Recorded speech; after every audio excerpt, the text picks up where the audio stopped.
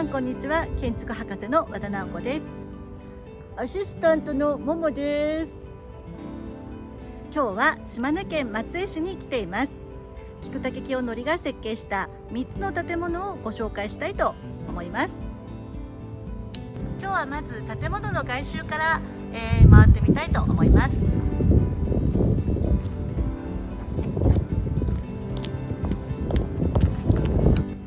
はい、自転車置き場です。島根県の建築職員の山本大輔です。定山に向けてその風景をいかに取り込むかということを菊竹さんは一番に考えて設計をされています。自転車置き場も同じような角度なんですね。はい、自転車置き場は数年前に建て替えましたが、時間に合わせて45度の壁柱で設計しました。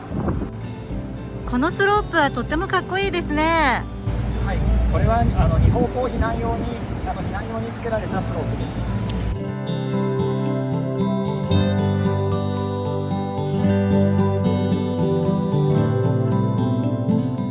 はい、それでは中に入ってみましょう。はい、こちらは、県立図書館の中央のロビーです。定山公園に向けて45度の角度が屋根の鉄骨にも踏襲されています。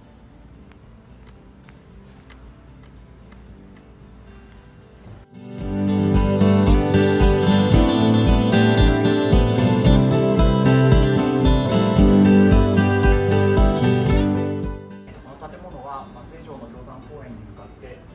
45度斜めの軸線を大切にして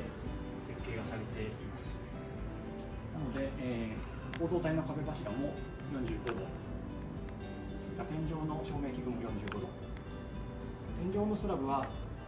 ボイドスラブという特殊な方法でボイドも全部45度方向に配置されています。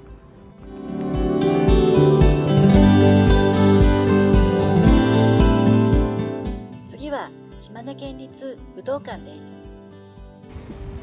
図書館と武道館は文武両道のコンセプトにセットで菊竹さんが設計しています。なので図書館の45度に合わせて武道館も45度の角度で壁柱が設けられています。はい、こちらはトレーニングルームとして使われています。天井のスラブは2階の道場を支える床でワッフルスラブで設計されています。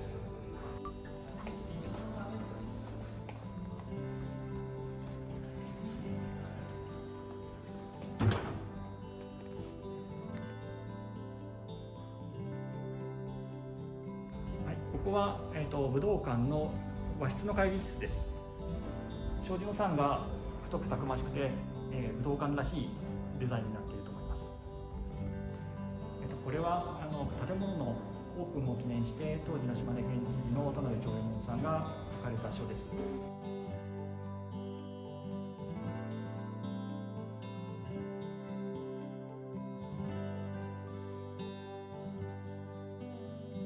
2階に上がると道場になっています。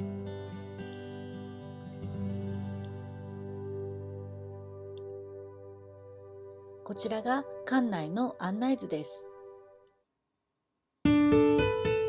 次は島根で初めて実現した菊竹建築旧島根県立博物館です。はい、このメンバーは菊竹さんが地元の神社を回られて、神社の玉垣のデザインから発想して作られたデザインのルーバーになっています。あと石がここにはめ込まれてますが、はい、この床の土間も非常に凝った左官仕上げになっています。ワッフル状の木の片板を押し当ててこういった模様が作られています。こちらは博物館の定礎の設置してある押し壁ですね。はい、1958年12月。この定礎の変わっているところは2枚の壁の間をつなぎ合わせて作られているデザインになっています。で実はよく見るとこのつなぎの部分の下に水道の蛇口が4つ付けられています。で、開館当時はこの2枚の壁の間に、排水のグレーチングが通してありました。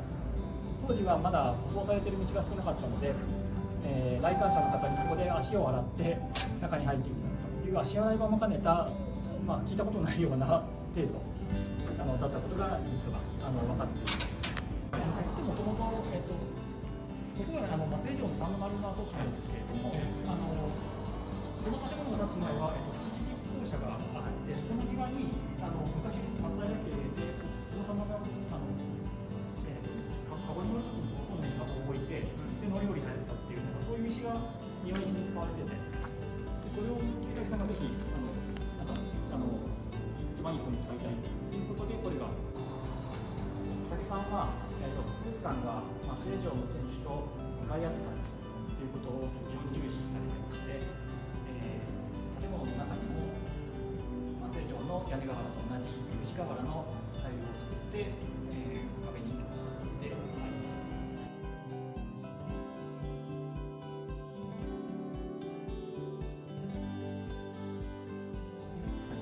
こちらにある金物が、ルーバーを回すためのオペレーターのシャフトになっています。こちらにハンドルをつけて回すことによって、ルーバーボールが回転する仕組みなんですけれども、非常に重たいルーバーが22枚もありますので、このオペレーターだけでは、回しきれず、2人組で1人外に出て手で動かしながらでないとルーバーは回転しなかったそうです。ちなみにいつ頃まで、稼働してたんですか？本当に開館の当初使われてたようなんですけれども、その後自然光で展示をするということは考えられない時代になりましたので、実際ほとんど使われることはなかったんじゃないかなと思います。ルーバーの図面は菊竹さんがご自身が図面を作図しておられます。田辺長右衛門さんからの注文で、自然最高自然環境の博物館をお願いしますと言われたことから、このルーバーウォールはこの博物館を象徴するデザインです。そこの部分が庶民の方にはなかなか任せられなかったのかなと想像しています。島根県庁周辺は初期の菊竹作品が3つ群で残っているというのが大きな魅力だと思います。また松江城に隣接してその歴史的環境とどういうふうに調和させているかを、読み取っていただくのも一つの見どころではないかと思います。皆さんぜひ松江にいらっしゃってください。ももくんどうだった？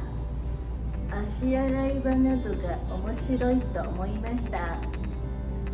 そうね、菊竹さんのこだわりが足洗い場だったりルーバーだったりいろんなところに見られました。以上がドクターナフーともものバーチャルツアーでした。またお会いしましょう。バイバイ。